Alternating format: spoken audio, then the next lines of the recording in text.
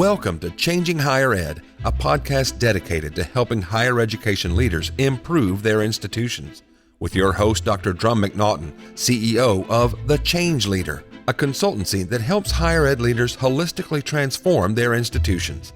Learn more at changinghighered.com.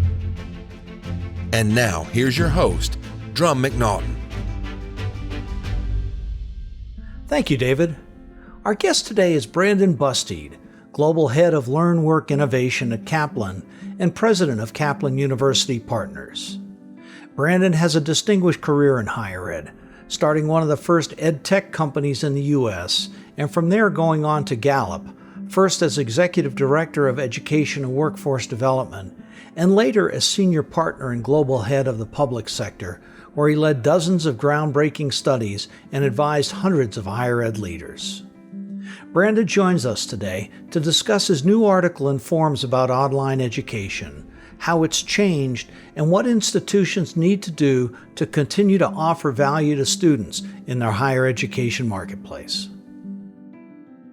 Brandon, welcome to the show. Good to see you, Drum. Looking forward to our chat. Likewise. I heard about you from your Forbes article about online education. Now, this is something you've been involved with. But what I read in the article was pretty amazing to me. And I know I'm jumping right in on this one, which normally we'll do a few pleasantries, but I'm excited about the subject. Yeah. Your article in Forbes said the majority of Americans, 55%, say the quality of online education is the same or better than in person. This is a huge, huge statement. And this is the first time this has ever been like this. Yeah, I think it's a big deal. I obviously wrote about it in that context, and I wrote about it as a real tipping point. You know, there's been data from a couple different survey sources going back a good 8, 9, 10 years that's been tracking Americans' views about the quality of online education, and it's been relatively low if you look back 8, 10 years ago, but kind of steadily growing year over year. You know, the gap between their views of online versus in-person education was pretty substantial a decade ago. That's been slowly kind of, closing the gap over time. But then in the last year, it was just this massive jump in the views of the quality of online education. And to your point, it's now 55% who say online is the same as or better than in-person education. Of that 55%, 8% say online education is better than in person. That's up from 3% a year ago, which is still small percentages, but a massive jump, right? More than doubling. And the rest, the 47%, say online is the same as in-person education. This is a really big deal. I think it has a lot of implications for all of us, whether you're somebody, just solely in an in-person, on-campus modality, fully online, or thinking about the whole world of hybridity in that context. I'm really curious, jumping in from 2021 to 2022 from 34 to 47 is huge for, saying as good as. However, I'm wondering if there's any kind of breakdown as far as the type of student it was, or did it really matter? Was it across the board? Yeah, I mean, I wasn't involved in that study. It's a New America study that I know was referenced in my Forbes article. So I can't remember if they've got some breakouts on finer tuned demographics, but in general, right, those views of online education improving have been consistent across all the populations I've been monitoring, right? HR leaders about their views of the quality of an online degree steadily going up year over year.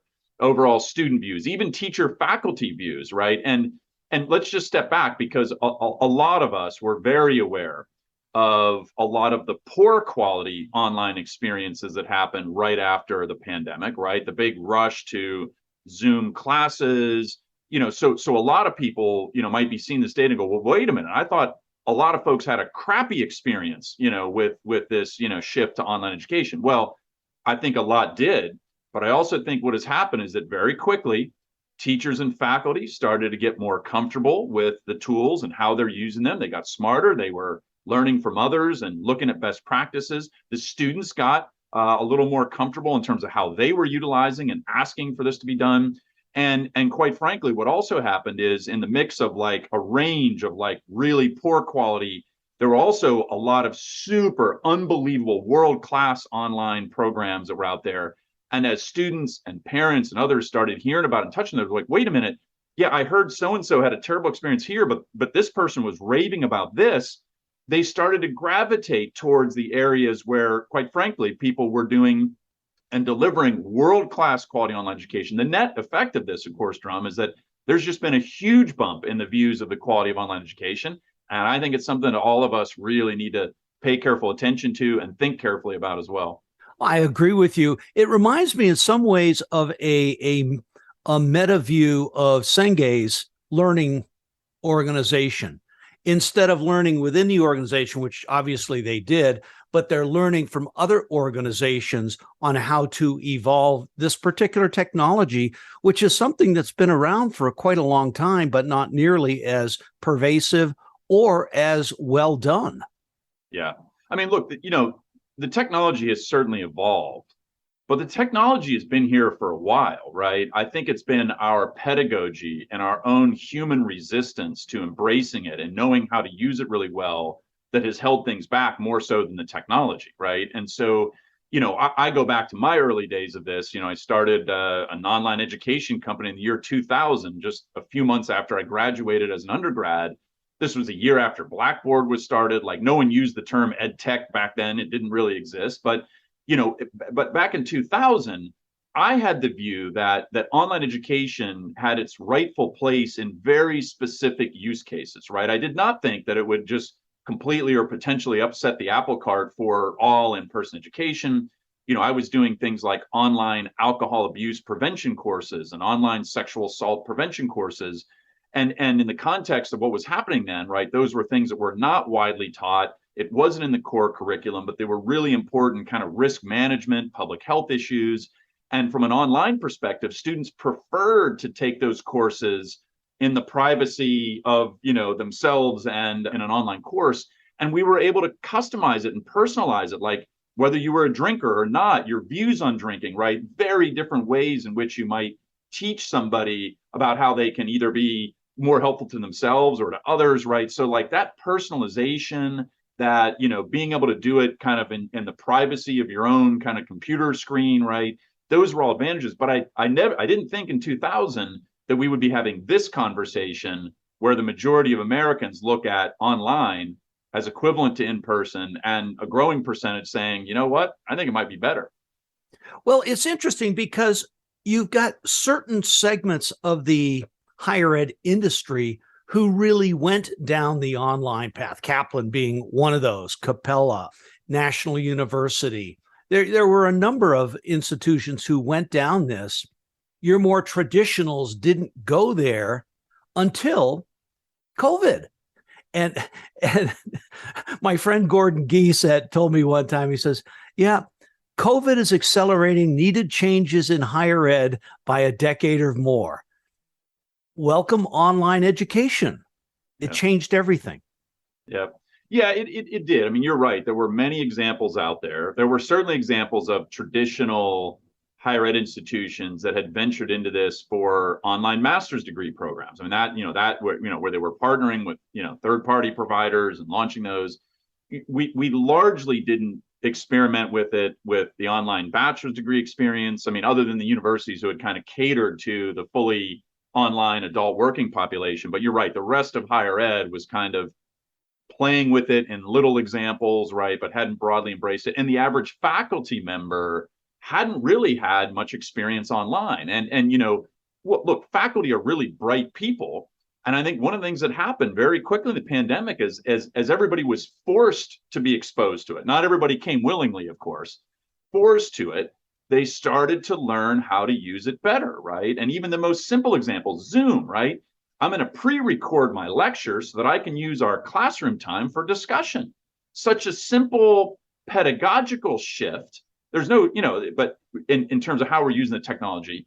But then, of course, there's the more complex examples of where somebody is producing really high quality, world-class video for asynchronous use. They're creating case-based, projects that students can do. They're having live sessions where there still is live online interaction but the blend of those things is maybe a better educational design than, for example, the standard that we've had for centuries in education, which is the sage on the stage giving a lecture. We know about the efficacy of that. It's not great.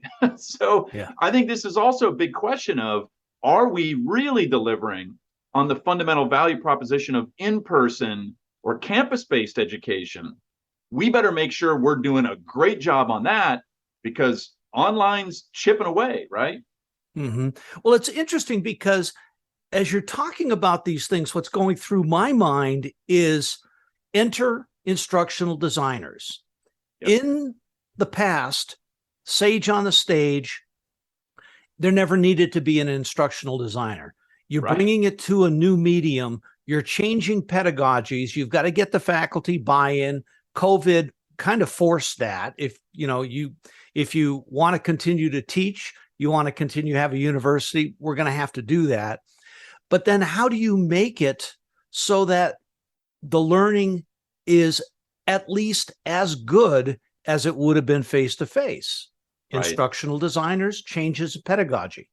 Yeah. Yeah, your point about instructional design is a huge one, right? There were a lot of faculty who probably initially were like, why would I need an instructional designer? I'm the expert. I've been teaching this for 10 years, whatever, right? And I think we've done a poor job of really distinguishing the important roles in this precious thing that we think of as teaching and learning. So a subject matter expert, I might be the world's expert in whatever topic, right? Let's just use like the broad subject of physics, right? I'm a world-renowned subject matter expert in physics. Does not mean that I'm a world-class teacher, that I have been taught or trained in educational pedagogy, right? Like, I've published papers, I'm a world-renowned expert, I'm the subject matter expert. Do not mess with me on that. But as it comes to the design of how that gets taught, there are other people who are experts in that. If I partner a world-renowned subject matter expert with a top-notch instructional designer, there's no doubt in my mind I get a better overall experience for students. And then there's other roles like the coaching and advising type roles, where again, I might be the world's subject matter expert, but you know what? I'm not passionate about one-to-one student coaching and tutoring. But now if I think about TAs or other resources as providing that role, all of a sudden we think about this from just one person being the teacher to a team of people curating a much better learning experience. And I think we can do this and should do this in in-person education, but I think we've actually made more progress with it with online, given, all the different, changes that have been happening. We've made more progress in the improvement of online learning experience than we have in person over the last 20 years. And I would bet good money on that in any form. Oh, I fully agree with you. And what's going off in my mind is ka-ching, ka-ching. If you're bringing instructional designers in to help professors structure their lectures, their classroom experience, et cetera, first, you're going to get resistance to doing that from the faculty because this is the way we've always done it. Yep. And second, it's going to be that much more costly to build these things. So we've got to find a balance there. We've seen from COVID lots of changes. We know there's tremendous benefits for online versus face-to-face. The sage on the stage really doesn't work. People's remembering is bad. What's changed in online? And we're starting to get into the points of what are the key things that presidents need to understand to make an online program successful? Yeah, I mean, look, there's probably several points. I mean, one, let's just talk about faculty real quick. Like, you're right. I think the initial reaction from, your faculty, was, I don't want to teach online. It's poor quality, right? Like, I'm doing my thing. Those that again, everybody was kind of forced into it, right? Willingly or not. But I think there's been a lot of learning. And as that learning has happened, I think a lot of faculty have quickly embraced, wow, actually, this is great augmentation. Even if I'm going to continue to teach in person, I now have some other tools that I can think of in terms of how I can use asynchronous tools to improve my in-person teaching, right? Not just fully online. So there's been a lot of learning and growth and development there. And I'll just say, I'll give you lots of examples. Kaplan was in this same place. I mean, we've been around 85 years. Stanley Kaplan started teaching in his parents' basement, in-person education. I mean, for 70 years of our history, we were world renowned for our in-person test preparation courses, right? The fascinating thing that we've learned, I mean, we've been disrupted in this process. We've disrupted ourselves in this process. Today, our student ratings of our live online test prep are higher than our in-person courses that we offer. And that defined us for the first half century of our organization, was in-person education. But it's stunning to step back and see that. And ours are not the only insights. There's many, many organizations that learn these things. But I'll give you a simple example of our live online test prep. We're able to put our absolute best test prep instructors in front of more students. They're not pausing in class to answer Joe's question or Kelly's question, right? That's done as a side chat with an instructor who's solely dedicated to answer students one-to-one questions. So we've got, our guru expert, doing the teaching. We've got folks ready to answer individualized student questions, so it doesn't distract, the class when I've got to answer this question or that question, right? And just that example alone, you can start to see why the student ratings might be higher. Now, of course, on top of this drum, we know why have people chosen online traditionally? It's because ease, flexibility, convenience. Like, it's an hour drive to the closest in-person session. Like, I can't spend an hour going back and forth, right? This option doesn't exist. I'm a working adult. The only way that I could pursue this is on nights and weekends, right? And so online has always had an advantage on flexibility, ease, convenience, et cetera. Right now, what we're starting to see is improvements in the pedagogy, where you can imagine, if I have a question and I'm a shy student, like my daughter is, right? She was able to IM her teachers one-on-one while she was in the classroom. She asked more questions in the pandemic year than she ever has in in-person education, because she's just shy in a classroom. So just think about that. Now, why wouldn't a teacher allow students to IM them during an in-person class?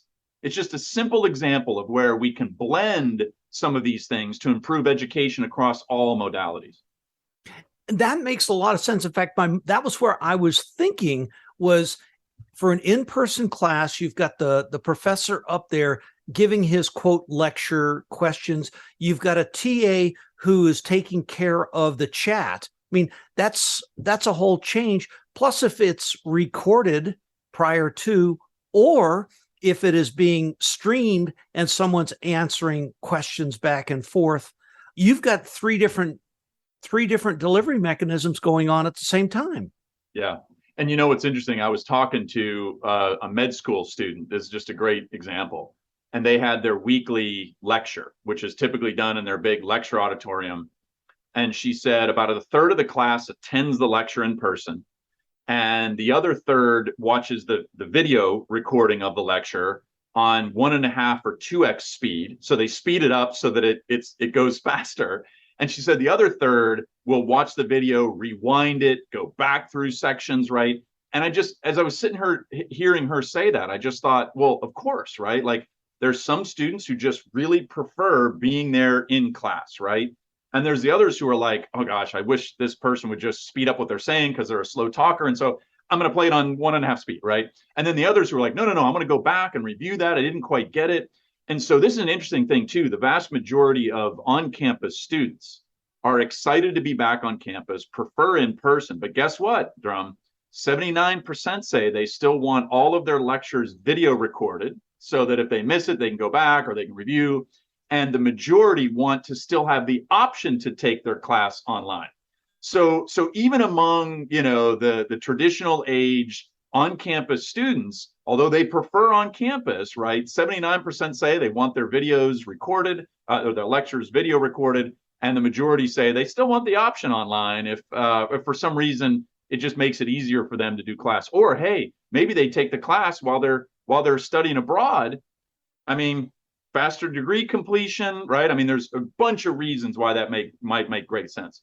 And when I look at it from just a pure pedagogy perspective, students learn in different ways. Yep.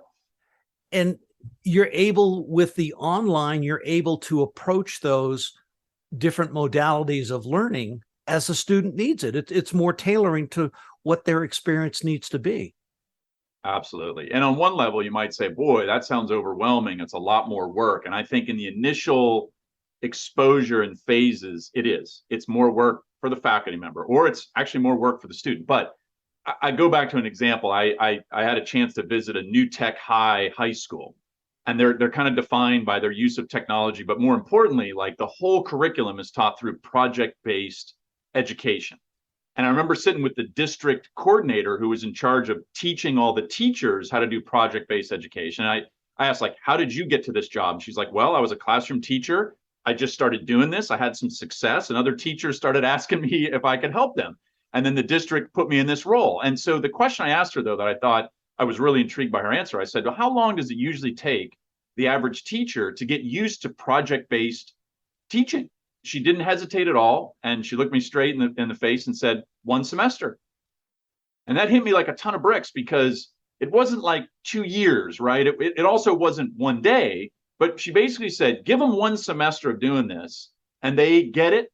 And they start to become, much more natural and familiar and comfortable with it, right? And so it's a little work in the initial phases, Drum, but I think we're pretty quickly getting people to a place where they're more and more comfortable with new modalities like project-based education, or using online in a way that augments in person, or teaching fully online, asynchronous, live, etc.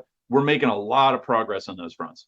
And it makes total sense, because humans don't think mathematics tables. Remember the old multiplication? Well, you probably don't. You're too young for that. My kids will never know that, but I do. I remember that one. But that's not the way the human mind works. The human mind looks at an issue complex, and it starts to break things down, but it also looks at interconnections, which is systems theory, systems thinking. And that's what project-based learning is systemic learning. I mean, my daughter did this back, probably 1990, 1993, somewhere in there. Wow. She went to a specific school, magnet school. It was all project-based learning. They had the environmental stream, then they had the wildlife stream, or whatever. And all of the mathematics, all of the science, all of the stuff was geared toward those particular problems. It put the learning in context of how it could be used going forward. Yep. Yeah, and that's so important. I mean, I've written many pieces about what I call the merger of learning and work. And what I really mean by that is we are increasingly seeing and need more examples of educational institutions, right? Colleges, universities, high schools, doing more work integrated learning with students. Project-based learning is a derivative, an example of that, right? Like I work on a real project. I usually have to do that in the context of a team. It's multidisciplinary, not, single subject oriented. There's a lot of aspects of project-based learning that mirror a lot of the challenges we face in all kinds of workplaces, right? And then in the workplace, right, we have so much pressure on how fast things are changing and evolving, that most of us are going to be in roles where we constantly need to be upskilling and reskilling. So 2 things are happening. There's more work integrated learning coming to education, and there's more learning integrated work coming to the world of work. And so, in 10 years from now, right, like my hope, my wildest, vision, ambition, dream is that people can't tell the difference between a college and a university or an employer, because they're doing so much work integrated learning at university, and they're doing so much learning integrated work as part of their job, that it's kind of like, is this a school or is this an employer? And people actually have a tough time trying to answer that question from the context of how much integration of learning and work is happening on both sides. Well, that kind of reminds me of one of my clients right now, who they are a research medical school, and their clients, their students are all people who have their MD, and they're teaching them how to research. They have this prior learning already, but they're teaching them how to be PhD researchers in particular medical. It's where's the blend? It's seamless. Yep. There's a lot of great examples of that out there, which is the good news. The challenge is we haven't really brought it to scale. So every university leader I talk with, like when I start talking about the importance of things like semester-long projects, capstone experiences, project-based learning, internships, co-ops, right? Any derivative of that, they'll all go, "Oh, well, we offer that." And but the tough question I hit them with, which they largely fail to answer, is, okay, well, I'm sure you've got that happening in certain nooks and crannies of the institution, or in particular programs, or maybe in the business school or the engineering school. What percentage of students are hitting the mark on those kinds of experiences? And we know from the Gallup Purdue Index research and data, which I was part of leading when I was at Gallup, it's less than a third of all college graduates hit the mark on some of those things, right? Where they had a job or an internship where they were able to apply what they were learning in the classroom, or they worked on a long-term project that took a semester or more to complete. It's less than a third. Our issue is not that we don't have examples out there. We haven't been intentional about scaling them. We haven't been intentional about saying, this isn't just going to happen for a few students. This is going to be a signature of our experience at this institution. All students are going to be exposed to this type of learning. Yeah. The best example I know of that is Cal State San Marcos in their College of Business. They have something, it is a 3-credit mandatory course they call Senior Experience, and they work in teams, AAC and U. The top thing that employers want is people ability to work in teams. They put them in teams. They contract with a local employer to work on a project together. You talk about real experience. There you have it. Absolutely. And so you say, okay, well, why not strive to make that an experience for all students, regardless of what they major in, right? Regardless of what, particular program they're in, right? Like that's the goal. And we have institutions that have done this and scaled this and have done it for 100 years. Look at the co-op model. Yeah. The Northeasterns, the Drexels, the Cincinnatis, the University of Waterloos in Canada, right? I mean, these are big institutions, 20,000 plus student enrollments. These are not tiny, small private liberal arts campuses. They have scaled co-op for all of their students. And they've been doing it for 100 years. There's nothing new there. They've just been intentional about that as part of their model. And by the way, those institutions are white hot institutions among prospective parents and students right now, because they realize how much value there is to the co-op experience, the odds that they have a job waiting for them before they graduate, let alone spending months trying to find a right fit. It's a powerful example of how, on one hand, this isn't new. And on the other, like we do have examples of scale, but there's still such a rhetoric out there about like, oh, well, we couldn't do that, or that's too much work, or I think people throw in the towel before they even make an effort on some of these things. So here's a question for you. How do you do this type of learning, this internship in an online program? Well, look, there's examples of it, right? Just like we've realized that a lot of jobs can be done fully online. By the way, there's some fascinating fresh data out from Gallup on that, from the American workforce. So there's about 70 million Americans who say they can do their job entirely remotely. So of that 70 million, which is the vast majority of our US workforce, about 30% say that they prefer to be working entirely online, 5 days a week online, no office time. It's 30%. 60% say they prefer a mix of the two, maybe a couple days in the office, the rest of the days online. Only 10% say they want to return to working in an office 5 days a week. Stunning. And those are all the managers, right? Oh, no. I want to dig deeper into data. I saw the high level findings. My guess is there's a big sort by age, by manager level, because there's been a couple stories about that, right? The older CEOs and managers who are like, everybody back in the office. And everybody's like, yeah, no, we're good. No, thanks. So, look, there's certainly a diehard group, 10%, who want to come back full time to an office, but it's just 10%, right? So back to your question about how do you do some of these high quality learning experiences online? A lot of us are doing entirely online work. I am doing almost all of my work entirely online, or at least I did for a good year and a half, right? And so we have learned ways to do this. There's been a rise of online micro internship opportunities for students, right? You look at an organization like Parker Dewey, who's been doing this small project-based work where students are paid, and it's done fully online. The employers give them assignments and they go off and, running with it. And certainly there's some work, as we know, that can't be done fully online, right? There's things that require in-person interaction and engagement. we're aware of that, but I think the vast majority we're making real strides. And there's some interesting diversity, equity, inclusion data in this as a backdrop, Drum, and that minority students from traditionally underrepresented minorities are more likely to say they would like to take a job that's fully online or an internship that's fully online than white students. And there's a lot to potentially unpack there, but it's about a 2x differential in preferences.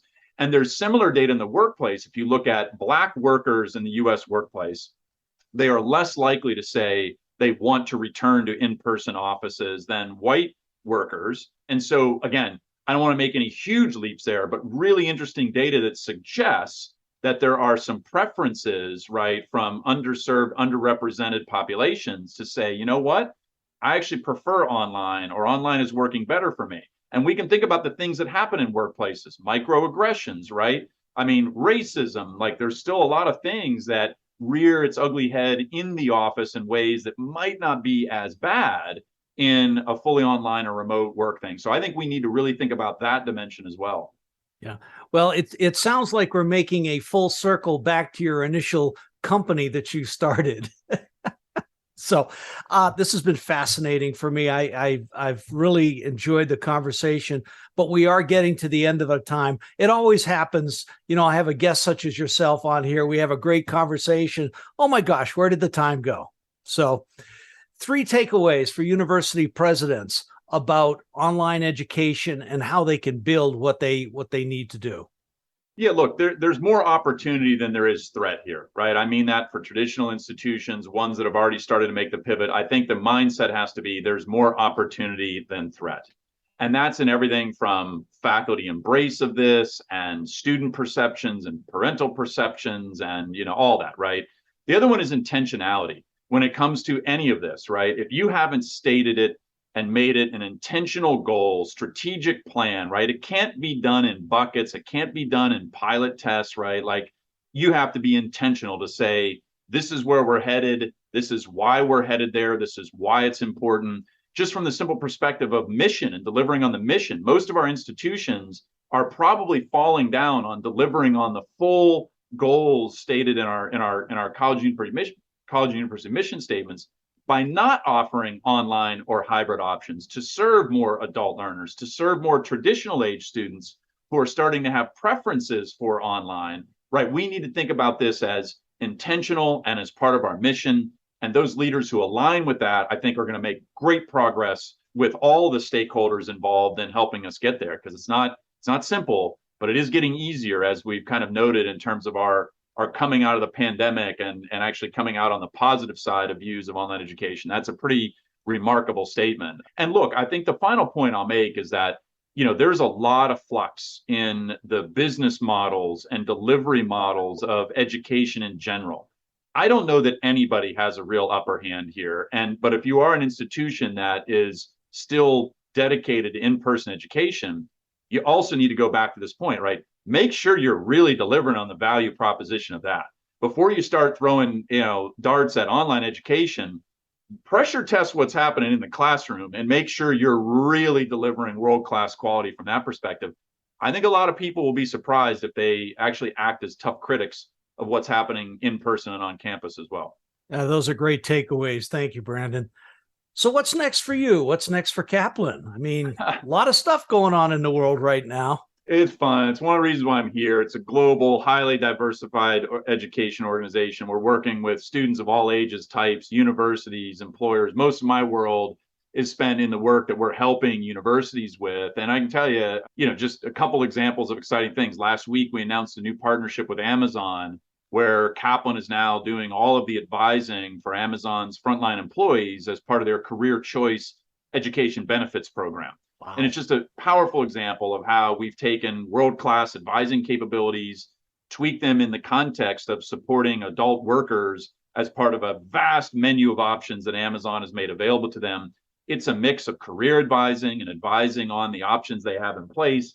And so, we're really increasingly getting involved in innovations around what I call learn work innovation. This is an example of higher ed advising practices in many ways, right, being applied in the very specific context of adult worker learners. And at the time when people are more overwhelmed than they've ever been in terms of options, I really have been very excited about the student-centric focus that we've had. I think we can't go wrong in any educational world if we just think about student centricity at our core. And that's been a lot of the DNA at Kaplan. That's one of the reasons why I love being here. That's just one example of some of the, the cool things that we've got cooking right now. That sounds great. Well, I look forward to us cycling back and doing this again sometime in the future. I'd like to find out more about your initiatives that you've got going on. So thank you very much for being a guest. Yeah, thanks for having me, Drum. Have a great one. Thanks all for listening in too. Thank you. Thanks for listening today. And a special thank you to Brandon Busteed from Kaplan, and for his sharing his views on how higher ed institutions can continue to improve their online offerings. Our next guest is Dr. Harris Pastides, former president of the University of South Carolina. Harris recently stepped down from U of SC for the second time, and he'll share with us some great stories and situations that will give you insight into how to up your leadership game. It's a great session. You won't want to miss this one. Changing Higher Ed is a production of The Change Leader, a consultancy committed to transforming higher ed institutions. Find more information about this topic, along with show notes on this episode at changinghighered.com. If you've enjoyed this podcast, please subscribe to the show, and we would also value your honest rating and review.